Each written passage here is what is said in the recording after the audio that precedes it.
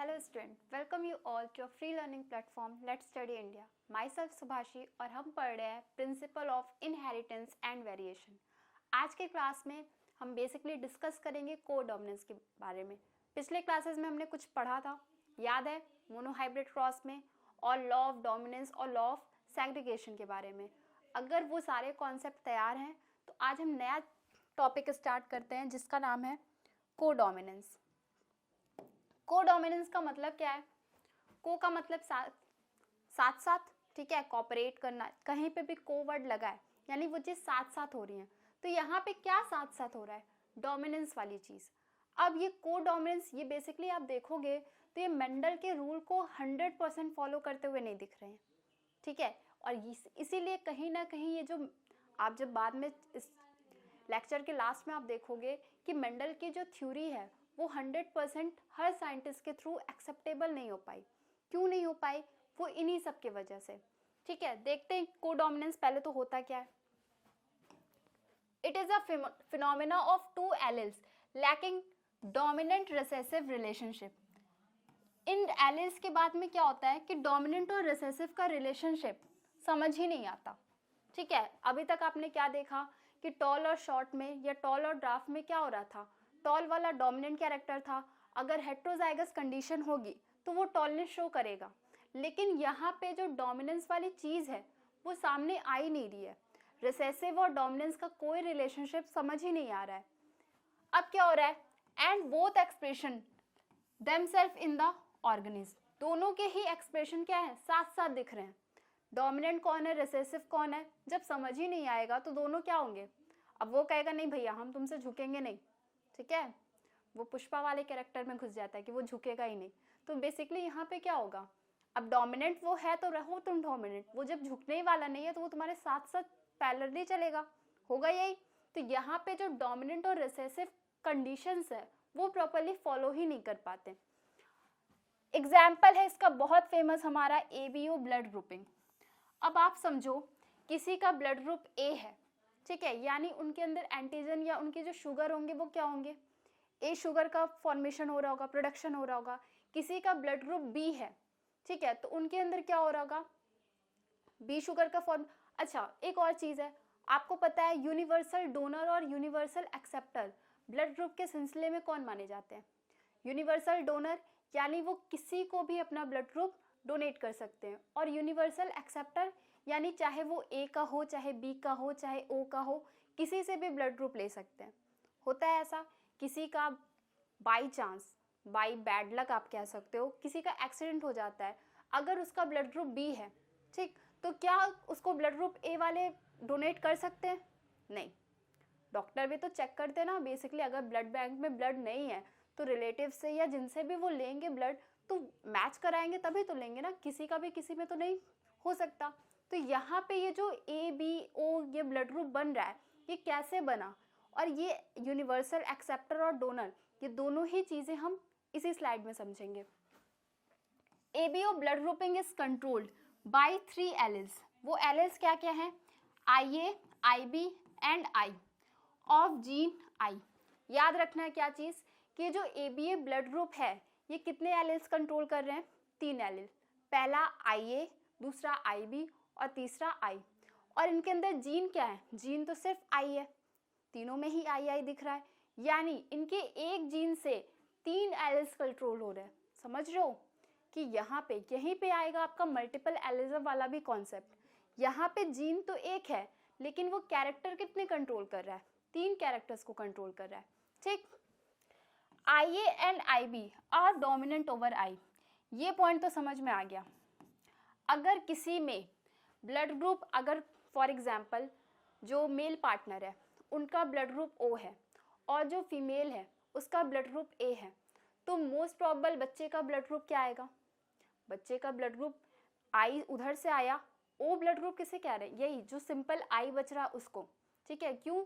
O का concept आया कहाँ से? O का मतलब आप 0 समझो, क्योंकि वो किसी शुगर का प्रोडक्शन नहीं करता। तो यहाँ पे O जो आ रहा है, अगर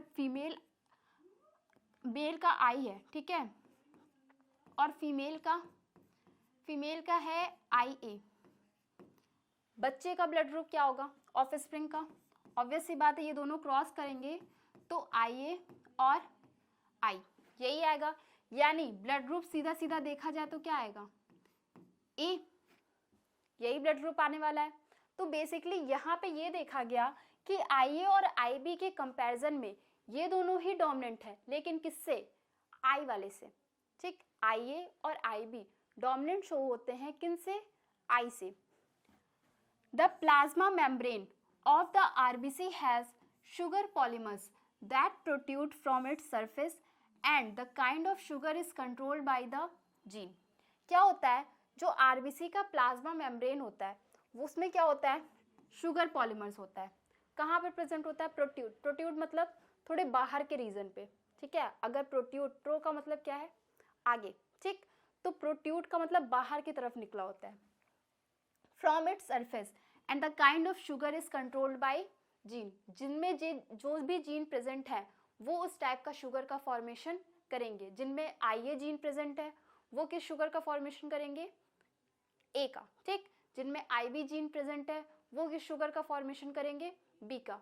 जिनमें सिर्फ I प्रेजेंट है वो कोई भी शुगर का फॉर्मेशन नहीं करते। इन्हीं शुगर को हम क्या कहते हैं, एंटीजन, ठीक है। किसी की बॉडी में अगर कोई अदर ब्लड ग्रुप वाले पर्सन का ब्लड ग्रुप चढ़ा दो तो क्या होगा, एंटीजन एंटीबॉडी रिएक्शन शुरू हो जाएगा और इंसान का काम खत्म। फिर वो बचने की उम्मीद में भी होगा तो पॉसिबल नहीं है, क्योंकि हमारी इम्यूनिटी क्या होगी, पूरी तरह एक्टिव होकर इसको डिस्ट्रॉय कर देगी, ठीक। ये चीज़ होगा इन सब के साथ। तो IA responsible for the production of sugar A, अभी हमने देखा। IB responsible for the production of sugar B and I does not produce any kind of sugar. याद रखना है, IA, ये तो सिंपली नाम से ही समझ में आ रहा है ना, IA कौन सा शुगर बनाएगा, A वाला। IB कौन सा शुगर बनाएगा, B वाला। लेकिन I जो है वो कोई भी, क्योंकि उसके पास कोई भी ऐसा एलिल प्रेजेंट नहीं है, वो सिंपली I के फॉर्म में, तो वो कोई भी शुगर का फॉर्मेशन नहीं करेगा, ठीक। When IA, IB are present together, both express their own type of sugar because of codominance। Next important line, अगर किसी पर्सन का ब्लड ग्रुप AB कैसे बनता है, ठीक। हमने अभी ब्लड ग्रुप देख रहे हैं, AB पॉजिटिव AB निगेटिव की हम कोई बात नहीं कर रहे हैं, वो पॉजिटिव नेगेटिव क्या होता है वो बात की बात है। अभी सिर्फ और सिर्फ ब्लड ग्रुप पे ध्यान देना है कि अगर किसी पर्सन का ब्लड ग्रुप, आप नॉर्मल देखो घर में ही अपने ब्लड ग्रुप देख लो, किसके क्या है, बेसिकली AB या O, यही सारे ब्लड ग्रुप्स आ रहे हैं। तो अगर किसी का ब्लड ग्रुप AB है तो AB कैसे हुआ, यानी A और B उनके अंदर दोनों तरह के एलिल्स प्रेजेंट थे। अब ये दोनों तरह के एलिल्स क्या थे, इनमें से कोई भी झुकने वाला नहीं था, कोई भी रिसेसिव फॉर्म में नहीं। रिसेसिव कब हो रहा है, सिर्फ I वाला रिसेसिव है, ठीक है। सिंपली सिर्फ और सिर्फ I रिसेसिव है। IA और IB ये दोनों ही डोमिनेटिंग कैरेक्टर है। ये दोनों अगर किसी बॉडी में, फॉर एग्जाम्पल अगर फीमेल IA है, मेल IB है, तो ऑफस्प्रिंग क्या होगा, सिर्फ A या B के नहीं चलेंगे, ऑफस्प्रिंग जो होगा वो AB होगा, ठीक है। क्योंकि उन दोनों में से कोई भी डोमिनेटिंग, दोनों ही डोमिनेटिंग है, कोई ज़्यादा कोई कम वाला हिसाब नहीं है, दोनों ही अपने आप को स्ट्रांगली बनाए हैं। चीज़ें समझ में आई।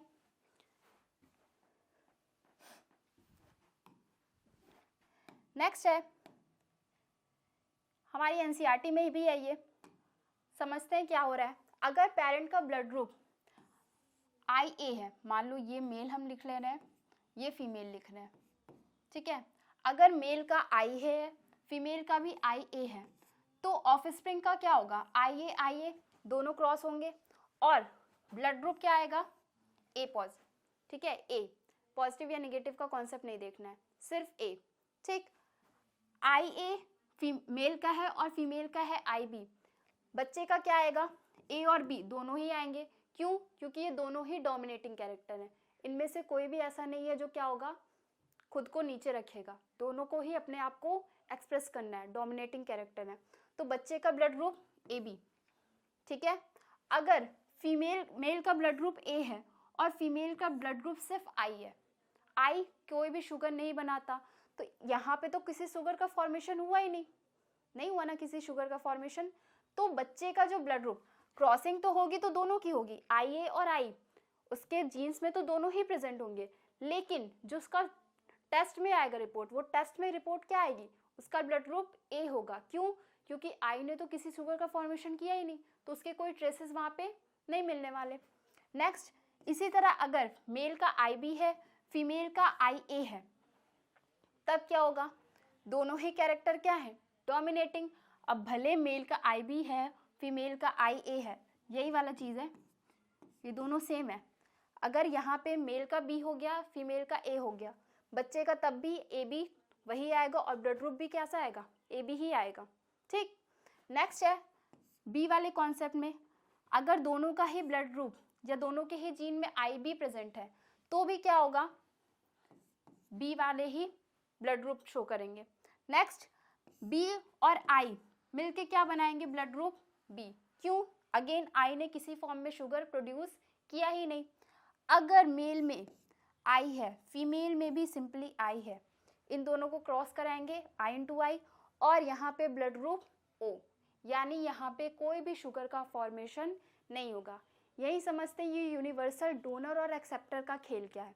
अब समझो कि अगर आपकी बॉडी में, आपकी बॉडी मतलब ब्लड ग्रुप ए के साथ है, ठीक है, अगर आपका नॉर्मली सिर्फ बोलना है, ठीक है, ऐसा कुछ प्रे नहीं कर रहा, या हम अपने आप को एग्जांपल लेते हैं, हमारा ब्लड ग्रुप अगर बी है, ठीक, हमारा अगर एक्सीडेंट कल को होता है तो हमें जो ब्लड ग्रुप मिलेगा वो बी वाला ही ब्लड ग्रुप देंगे। ठीक, क्यों? क्योंकि अगर अदर कोई ब्लड ग्रुप दिए एक्सेप्ट ओ को, या तो बी दे सकते हैं या तो ओ दे सकते हैं, ए वाले या ए बी वाले अगर हमें अपना ब्लड देंगे तो मेरी बॉडी में क्या होगा, एंटीजन एंटीबॉडी रिएक्शन शुरू होगा। क्यों? क्योंकि ब्लड तो हमारी बॉडी में आ रही है, वो तो सिंपली डोनेट कर रहे हैं हमें। तो यहाँ पे क्या, क्यों ऐसा हो रहा है, क्योंकि हमारे अंदर जो शुगर बना है वो बी वाला शुगर बन रहा है। ठीक, लेकिन हमारे बॉडी में जो शुगर चढ़ाया जा रहा है वो कैसा, या तो ए बी में भी शुगर होगा, ए और बी दोनों का ट्रेसेस होगा, या ब्लड ग्रुप ए वाले अगर हमें दे रहे हैं तो उनके शुगर में क्या होगा, ए प्रेजेंट होगा। तो यहाँ पे अगर अदर कोई फॉरेन एजेंट आता है बॉडी में तो क्या होगी, बॉडी इम्पल्स हो जाएगी, रिएक्शन हमारी इम्यूनिटी स्टार्ट कर देगी, तो यही होगा एंटीजन एंटीबॉडी रिएक्शन। ठीक, और फिर ना चाहते हुए भी डॉक्टर भी कुछ नहीं कर सकते। इसीलिए ब्लड टेस्ट कराने से पहले या ब्लड डोनेट कराने से पहले बहुत सारे टेस्ट ज़रूरी होते हैं कराने। पहले तो आपको आपका ब्लड ग्रुप पता होना चाहिए, कभी इमरजेंसी केस में कुछ ऐसा हादसा हो जाए तो एटलीस्ट ब्लड ग्रुप पता है, तो हम डॉक्टर को आराम से चीज़ों को जल्दी प्रोसेस में ला सकते हैं। ठीक, ये कॉन्सेप्ट समझ में आया।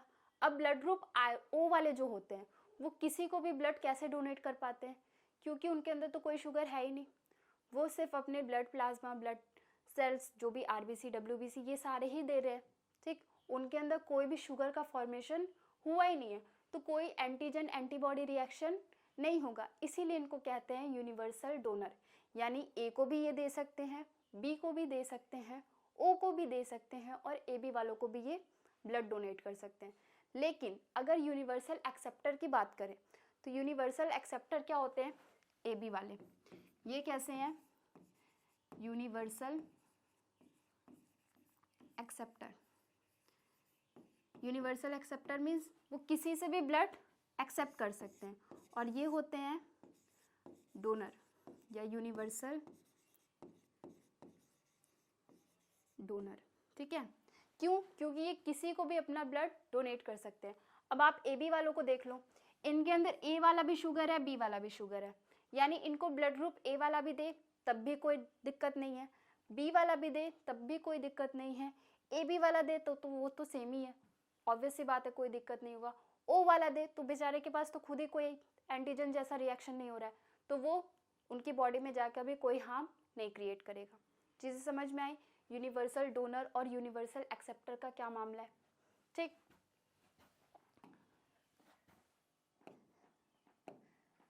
नेक्स्ट है मल्टीपल एलेलिज्म।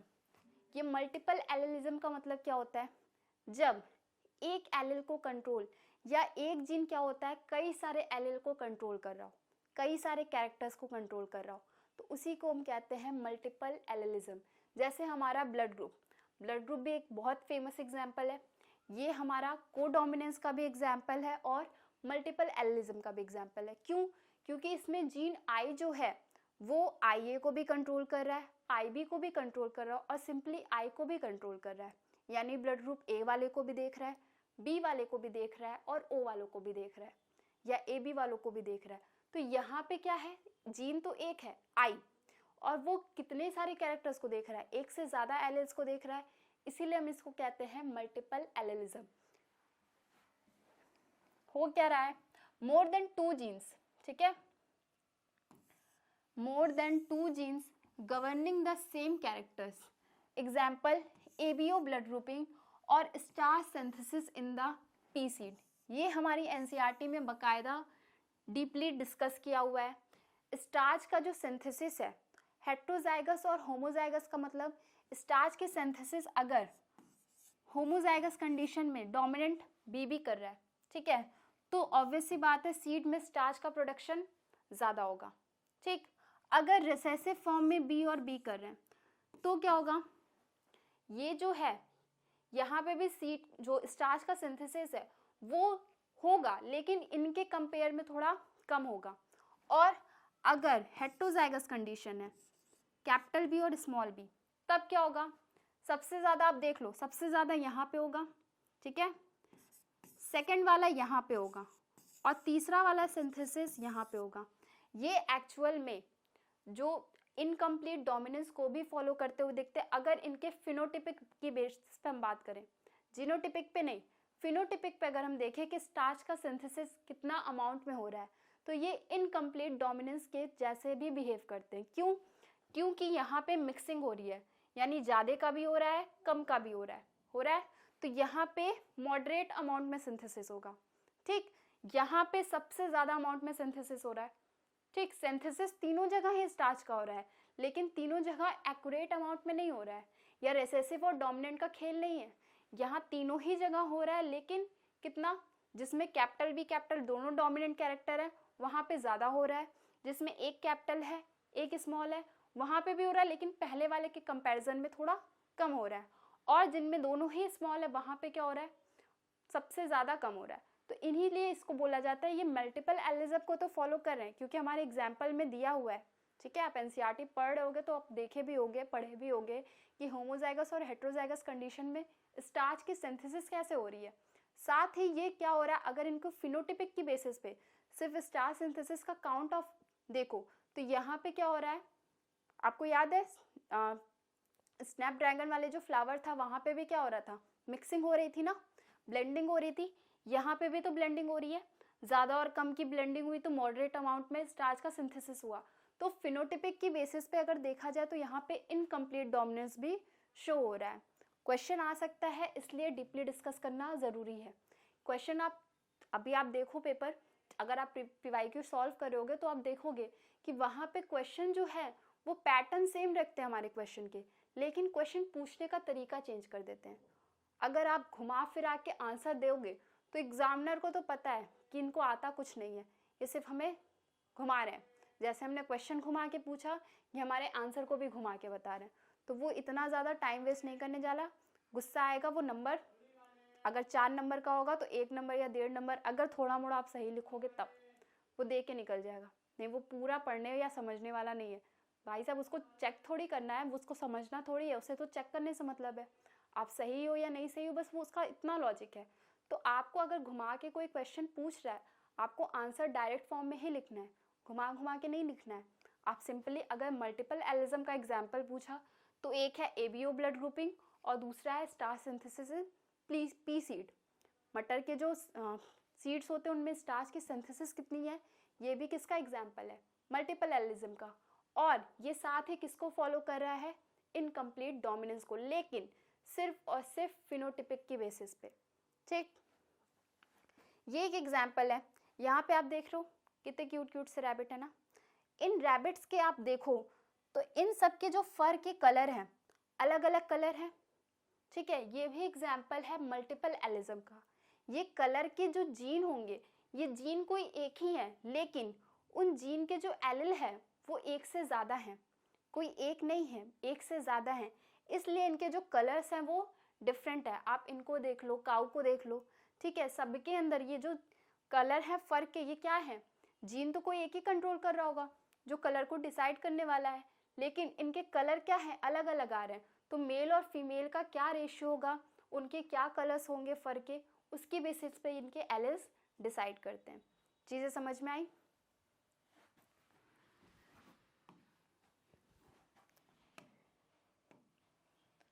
नेक्स्ट है इनहेरिटेंस ऑफ डाईहाइब्रिड क्रॉस, या इसी को कहते हैं टू जीन्स। टू जीन्स यानी मोनोहाइब्रिड क्रॉस में हमने क्या देखा था, एक जीन कैसे इनहेरिट कर रहा था।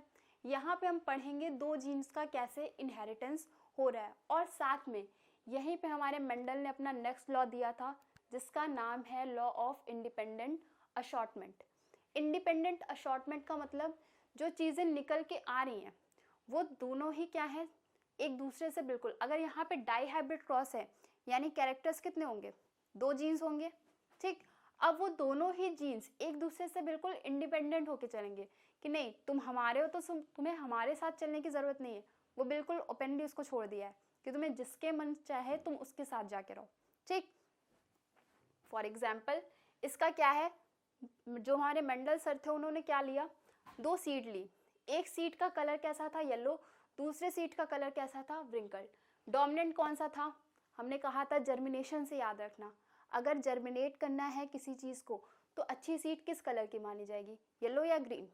ऑब्वियस सी बात है येलो, सूखी हुई सीड्स को तो लेते हैं ना। येलो क्या है डोमिनेटिंग, और रिसेसिव क्या है ग्रीन। शीट का शेप कैसा लिया, राउंड और व्रिंकल्ड। राउंड जो था वो डोमिनेटिंग कैरेक्टर था और व्रिंकल्ड जो था वो रिसेसिव कैरेक्टर था। इतनी चीज़ तो समझ में आएगी। अब आगे क्या हुआ, आगे कहानी कुछ ऐसे हुई कि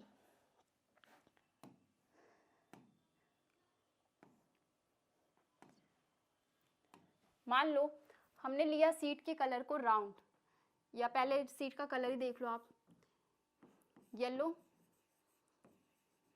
ठीक है, और शेप कैसा था, राउंड, ठीक। अगर किसी का राउंड शेप है तो उसके अंदर जीन क्या हम मान रहे हैं, कैपिटल आर, और येलो है अगर तो कैपिटल वाई।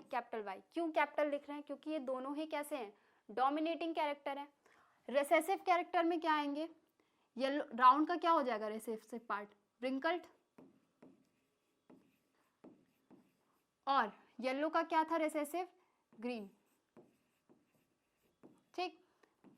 इनके अगर हम बनाएंगे तो अब हम यहाँ पे याद रखना, आप अपने हिसाब से चेंज नहीं कर सकते। यहाँ पे अगर उसको आप कैपिटल लिखो तो रिसेसिव के फॉर्म में सिर्फ स्मॉल लेटर यूज करना है, यानी व्रिंकल्ड के लिए स्मॉल आर, और ग्रीन के लिए स्मॉल वाई। कुछ बच्चे बहुत यहाँ पे रिस्क वाला काम लेते हैं, क्या कि वो वाई की जगह जी लेके चलते हैं, वहाँ पे आपके कोई भी क्रॉसिंग सही से नहीं आएंगे। आपको अगर समझ में भी आ जाए तो एग्जामिनर नाराज हो जाएगा, वो समझने नहीं बैठा है आपके क्वेश्चन को, उसे पढ़ना है और क्वेश्चन में जितने नंबर देने हैं वो दे के निकल जाएगा। उसको नहीं मतलब है आप क्या लिखे हो क्या समझे हो, ठीक। ये रूल जो हमारे हैं वो रूल प्रॉपरली आपको फॉलो करने हैं, अपना दिमाग आपको वहाँ पे नहीं यूज़ करना है। क्वेश्चन किस सेंस के साथ आप बनाते हो बस इसमें अपना ध्यान लगाना है, क्वेश्चन के पैटर्न को चेंज करने की ज़रूरत नहीं है, ठीक। अब यहाँ से जो आएगा आर, और यहाँ से जो आएगा वो वाई, यही आ सकता है, इसके अलावा और कुछ आ सकता है क्या, नहीं। यहाँ से भी क्या आएगा, स्मॉल आर और स्मॉल वाई, यही केसेस आ सकते हैं। ये दोनों ही कॉन्सेप्ट समझ में आया। अब हमारे जो पनेट थे, पनेट स्क्वायर के फॉर्म में कुछ चीज़ों को इंट्रोड्यूस किया था उन्हें, ताकि हमें चीज़ें समझने में थोड़ा आसान हो जाए, ठीक है।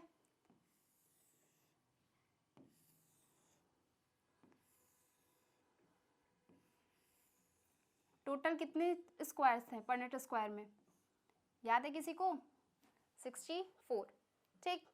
अब उन्होंने क्या किया, इसको मेल और फीमेल के फॉर्म में अरेंज कर दिया। याद रखना इसका भी सिंबल ज़रूरी है, बहुत सारे बच्चे गड़बड़ी करते हैं, वो पनेट स्क्वायर तो बना देते हैं लेकिन मेल और फीमेल को नहीं शो करते। मेल हमेशा याद रखना हॉरिजेंटली चलेगा और फीमेल हमेशा वर्टिकली चलेगी, ठीक।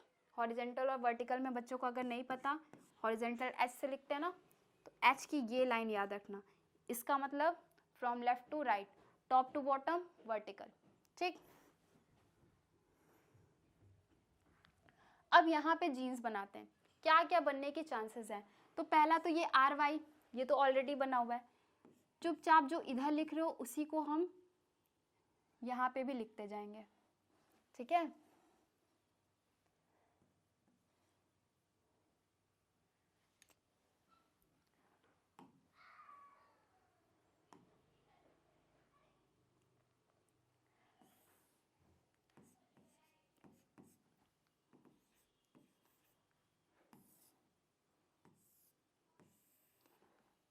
ऊपर की तरफ जो लिखते जाओ उसे नीचे की तरफ भी लिखते जाना है, यानी लेफ्ट टू राइट में भी सेम चीज़ होगी और टॉप टू बॉटम में भी सेम चीज़ होगी। अब मेल और फीमेल गैमेट अलग अलग तो बनेंगे नहीं, ठीक।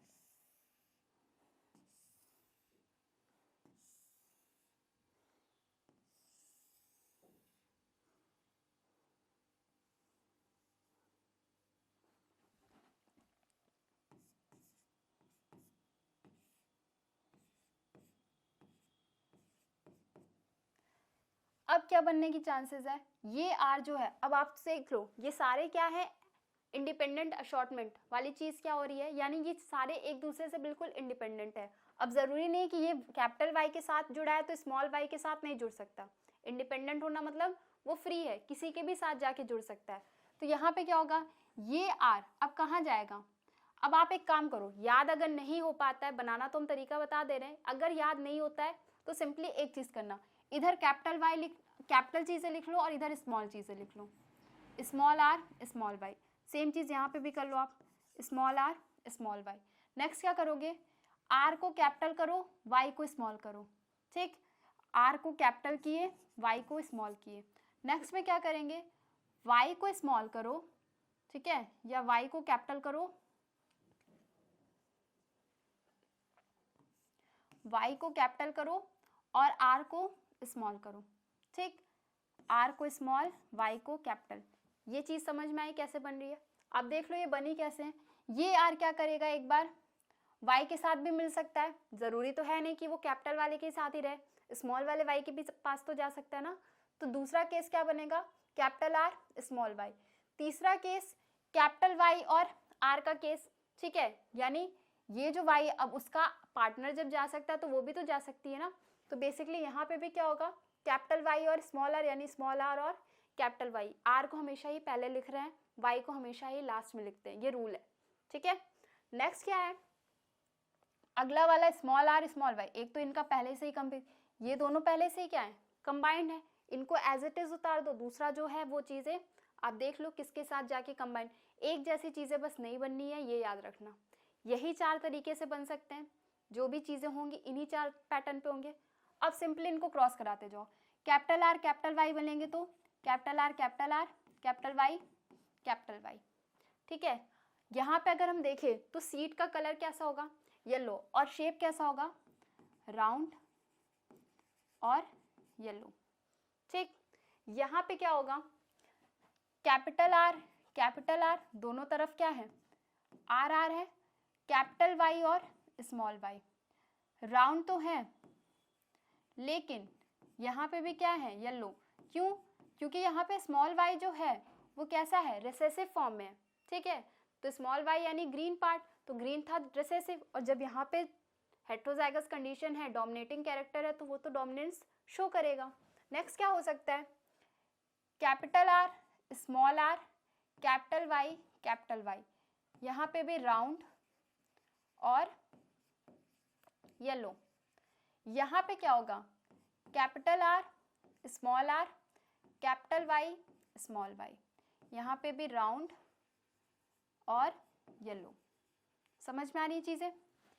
यहाँ पे क्या बनेगा, capital R capital Y small Y, capital R small Y, capital R small R और कैपिटल वाई स्मॉल वाई, ठीक।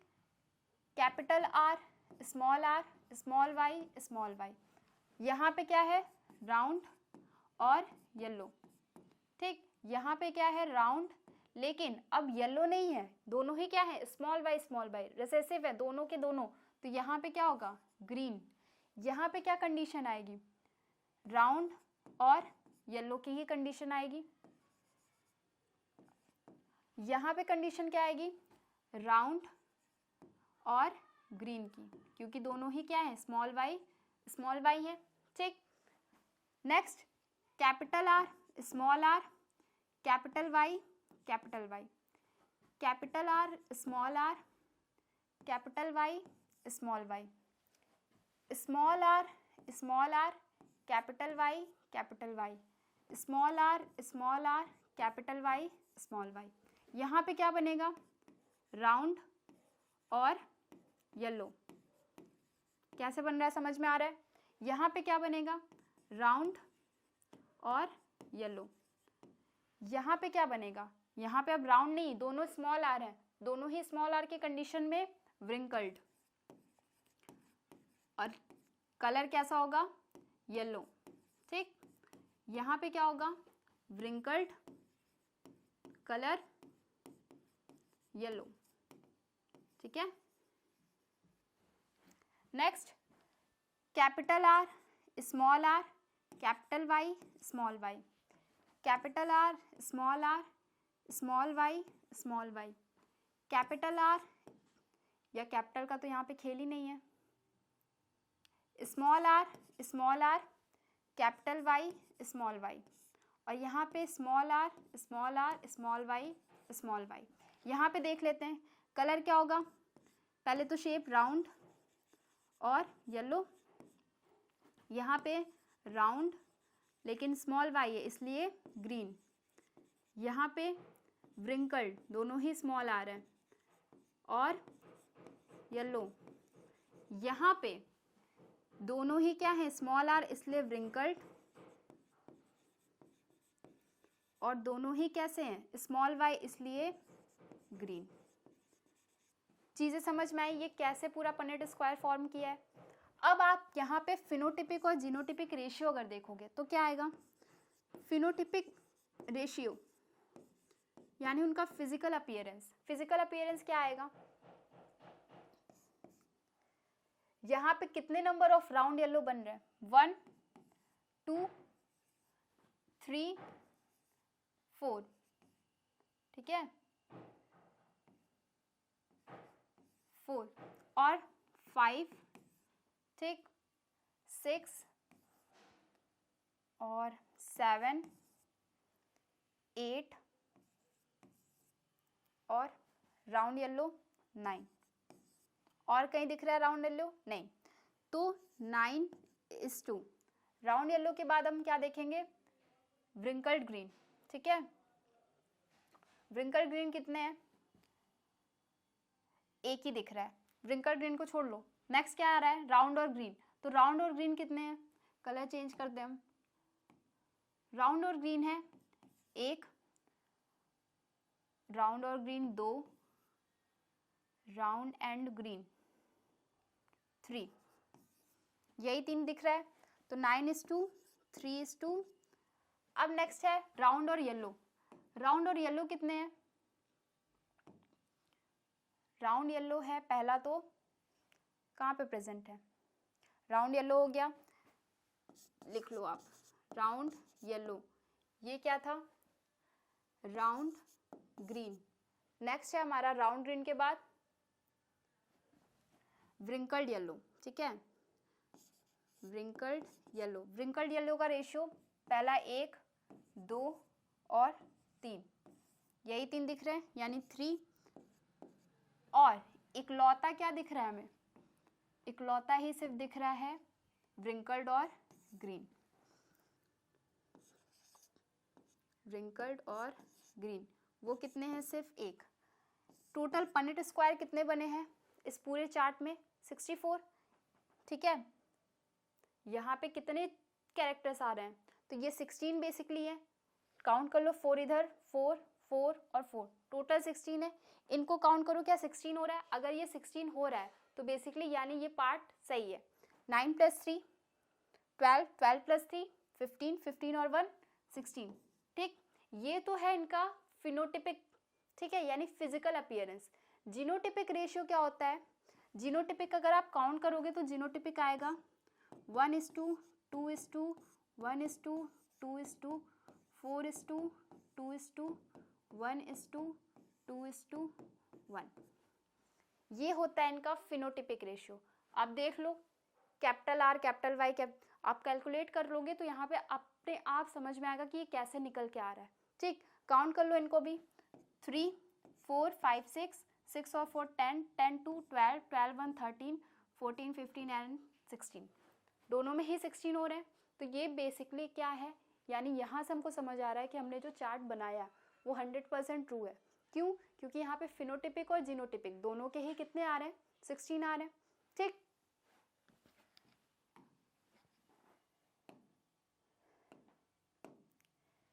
अब आप इसको समझना, ठीक है, हमने जस्ट ऐसे बनाया था, ये उठा के थोड़ा ऐसे कर दिया है। यहाँ पे कंफ्यूजन क्रिएट नहीं होनी चाहिए। क्यों? क्योंकि एग्जाम में 100% है कि पनेट स्क्वायर या डाइहाइब्रिड क्रॉस से क्वेश्चन आते ही आते हैं।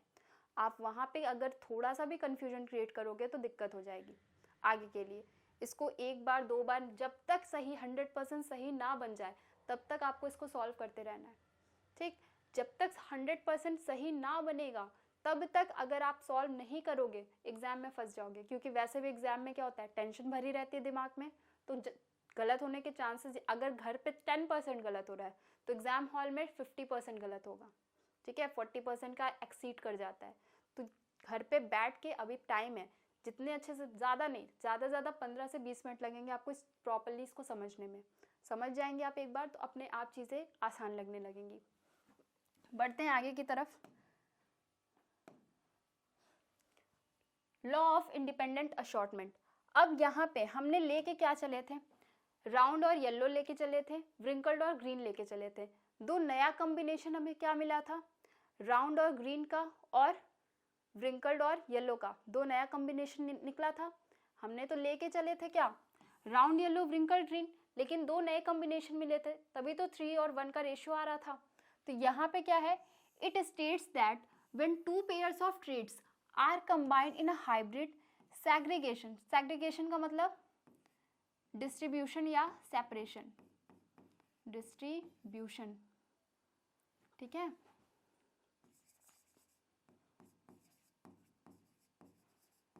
डिस्ट्रीब्यूशन या separation, segregation of one pair of characters is independent of the other pair of character. यानी एक पेयर कैरेक्टर का दूसरे से बिल्कुल इंडिपेंडेंट होगा। ये नहीं कि राउंड और येलो हमने साथ में लेके चला तो हमेशा ही वो साथ साथ रहे, ऐसा कोई ज़रूरी नहीं। वो हमने देख भी लिया इस स्क्वायर के थ्रू, जो भी हमने पनेट स्क्वायर में देखा, चीज़ें जब बन रही थी, फॉर्मेशन हो रहा था, तो वहाँ पे नए नए कॉम्बिनेशन की भी चीज़ें निकल के आई। अगर वो साथ साथ होते तो वो तो कभी सेपरेट ही नहीं होते, डिस्ट्रीब्यूट ही नहीं होते, तो नई चीज़ें तो बनना ही पॉसिबल नहीं था। ठीक, in dihybrid cross two new combinations round green and wrinkled yellow are formed due to independent assortment of traits। नया कॉम्बिनेशन क्या आया था, राउंड ग्रीन का और wrinkled yellow का। लास्ट में 1:1 क्या था, बेसिकली वो wrinkled और येलो और राउंड ग्रीन का रेशियो ही आ रहा था। यहाँ पे क्या हुआ कि यहाँ पे अगर हमने तो लेके चले थे जो वो ठीक है, अगर चीज़ें सेपरेट नहीं होती, राउंड येलो खुद को अलग नहीं करते, राउंड अलग नहीं चलता, येलो अलग नहीं चलता, तो क्या राउंड ग्रीन के साथ कंबाइन कर पाता? बिल्कुल नहीं, अलग हुआ ही नहीं तो उसकी जगह कैसे कोई ले सकता है। ठीक है, और व्रिंकल्ड येलो के साथ कंबाइन कर पाता? वो भी पॉसिबल नहीं है। ठीक, जब दोनों ही साथ साथ हैं, हाथ पकड़ के चल रहे हैं, जब हाथ छूटेंगे ही नहीं तो कोई नया हाथ कैसे पकड़ेगा, होगा यही। तो यहाँ पे जो कंडीशन है वो कुछ ऐसी है, इसीलिए यहाँ पे मेंडल ने अपने तीसरे लॉ को इंट्रोड्यूस किया, जो है लॉ ऑफ इंडिपेंडेंट असॉर्टमेंट। ठीक, मेंडल के जो तीनों ही लॉ थे, तीनों लॉ नाम से ही कंफर्म है। डोमिनेंस यानी डोमिनेटिंग कैरेक्टर दिखने वाला है, सेग्रीगेशन यानी चीज़ें ब्लेंडिंग नहीं शो करती हैं, सेग्रीगेट होके चलती है। लेकिन कहीं कहीं हमने देखा जहाँ पे मेंडल फेल हो गया इन चीज़ों को इंट्रोड्यूस करने में। और तीसरा है क्या, लॉ ऑफ इंडिपेंडेंट असॉर्टमेंट, यानी चीज़ें क्या है, ज़रूरी नहीं है हमेशा साथ साथ चलें, कभी कभी या कभी कभी क्या हर बार अलग अलग ही चलती हैं। ठीक, अब मेंडल के जो इन्होंने इंट्रोड्यूस किया ये सारी चीज़ें अपने एक्सपेरिमेंट के थ्रू, ये काफ़ी सालों तक क्या है, मार्केट में पब्लिश तो हो गई थी, लेकिन रिकॉग्नाइज नहीं हो पाई थी, किसी को पता ही नहीं था ये होता क्या है। मेंडल ने कुछ ऐसा भी बताया है या नहीं बताया है, ये क्यों हुआ जानते हैं। इनके बेसिकली 3 रीज़न थे। वो 3 रीज़न क्या थे आप सोचो। आज हमारे पास, आपके पास, हर किसी के पास मोबाइल फ़ोन है, ठीक है। छोटा सा भी कोई मैसेज होता है, कोई ऐसा ट्रेजेडी के बारे में पता चलता है, पूरी दुनिया को विदिन अ सेकेंड खबर मिल जाती है, वायरल हो जाती हैं खबरें, तुरंत का तुरंत होती हैं। लेकिन पहले के टाइम पे क्या था, सोचो 18 की बात है, मेंडल के एक्सपेरिमेंट कब से चले थे, 1856 से 1863 तक, 7 साल चले थे। उन 7 साल में सोचो 18 की जब शतक चल रही थी तो वहाँ पे क्या हुआ, कोई ऐसी खास चीज़ नहीं थी, कम्युनिकेशन बहुत लो ग्रेड पे था, पब्लिश भी मेंडल ने कराया भी तो क्या हुआ, उतने लोगों को आराम से इंट्रोड्यूस नहीं कर पाया, ठीक है। क्या हुआ कि अब आप घर घर जाके बांटो, उसमें भी तो टाइम लगता है, ठीक। तो वैसे भी कम्युनिकेशन, एक तो मोबाइल फ़ोन तो है नहीं कि 4 लोग को आप कॉन्फ्रेंस किए, वो 4 लोग किसी और को कॉन्फ्रेंस किए, आराम से हर किसी तक न्यूज़ पहुंच गया। या व्हाट्सअप तो चैट है नहीं कि ग्रुप बनाए और ग्रुप में इंट्रोड्यूस कर दिया, कोई ऐसा कॉन्सेप्ट था ही नहीं। तो ये सारी चीज़ें यहीं पे क्या हुई, दिक्कतें पैदा हुई। दूसरा, हमने बताया था स्टार्टिंग में ही कि हमारे जो मेंडल थे वो कैसे थे, मैथमेटिशियन थे, मैथ्स के स्टूडेंट थे। जब उन्होंने बायो को मैथ्स के टर्म में समझाना शुरू किया तो आधे साइंटिस्ट नाराज़ कि अरे मैथ और बायो का कोई कॉम्बिनेशन ही नहीं है, दोनों अलग अलग चीज़ें, ये कौन है जो ला के मैथ को बायो में घुसा रहा है, ठीक है। तो वैसे भी आज भी इनफैक्ट मैथ और बायो वाले स्टूडेंट को खड़ा कर दो साथ में, देखो फिर कैसे होती हैं, ठीक है। वर्ल्ड वॉर 3 यहीं स्टार्ट होने लगता है, होता है ऐसा, होता है। इनफैक्ट हमारी भी इसमें, मेरा और मेरा सिबलिंग दोनों ही अलग अलग स्ट्रीम से हैं, तो बायो और मैथ्स के बीच हमेशा झगड़े होते रहते हैं। तो बेसिकली हम अपने आप को नहीं नीचे करते, वो अपने आप को नीचे नहीं करता, दोनों को डोमिनेंस बैनर में चलते हैं। तो ये जो साइंटिस्ट थे ये भी मैथ्स के थे, इन्होंने मैथ्स के कैलकुलेशन को जब बायो के टर्म में इंट्रोड्यूस करना शुरू किया तो आधे साइंटिस्ट समझ ही नहीं आया कुछ लोगों को तो, और जिनको समझ में भी आया वो समझना ही नहीं चाहते थे। क्यों, क्योंकि वो अलग स्ट्रीम के थे, वो आके बिना मतलब का बायो में घुस के चीज़ों को सॉल्व कर रहे थे। तो उनको वैसे भी होता है ना कि नहीं हमारा है तो हम ही को देखना है, कोई और सही भी बोलेगा तो हमें उसकी सुनना नहीं है, ठीक।